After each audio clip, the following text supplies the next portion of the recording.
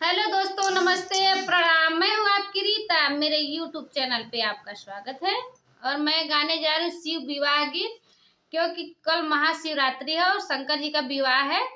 और शंकर जी के विवाह पे मैं गीत गाने जा रही हूँ। जैसा होगा कमेंट में जरूर बताइएगा। मेरे चैनल को लाइक करें, सब्सक्राइब करें, कृपया आगे से आगे बढ़ाएं।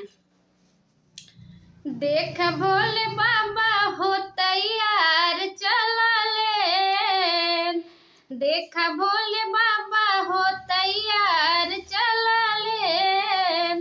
सदिया के खातिर ससुरार चला ले। देखा भोले बाबा हो तैयार चला ले। सदिया के खातिर ससुरार चला ले। नंगे नंगे पाऊआ बा नंगे बसरीरिया हो। नंगे बसरीरिया सजी धजी मैना के दुआर चला ले। सजी धजी मैना के दुआर चला ले। सदिया के खातिर ससुरार चला ले। देखा भोले बाबा हो तैयार चला ले। सदिया के खातिर ससुरार चला ले।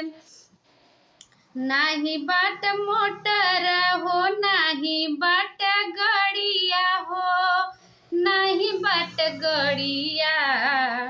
बैल पे होई के सवार चला ले। बैल पे होई के सवार चला ले। सदिया के खातिर ससुरार चला ले। देखा भोले बाबा हो तैयार चला ले। सदिया के खातिर ससुरार चला ले। अंग भभूति पोते सगरो शरीरिया। गरम सपवा बा हाथे में डमरुआ हो, हाथे में डमरुआ। भूत प्रेत सब बारात चला ले। भूत प्रेत सब बारात चला ले। सदिया के खातिर ससुरार चला ले। भोले बाबा देखा भोले बाबा हो तैयार चला ले। सदिया के खातिर ससुरार चला ले।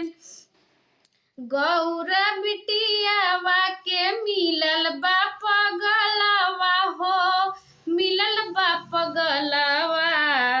नाचत कूदत मैना द्वार चला ले। नाचत कूदत मैना द्वार चला ले। सदिया के खातिर ससुरार चला ले। देखा भोले बाबा हो तैयार चला ले। देखा भोले बाबा हो तैयार चला ले। सदिया के खातिर ससुरार चला ले।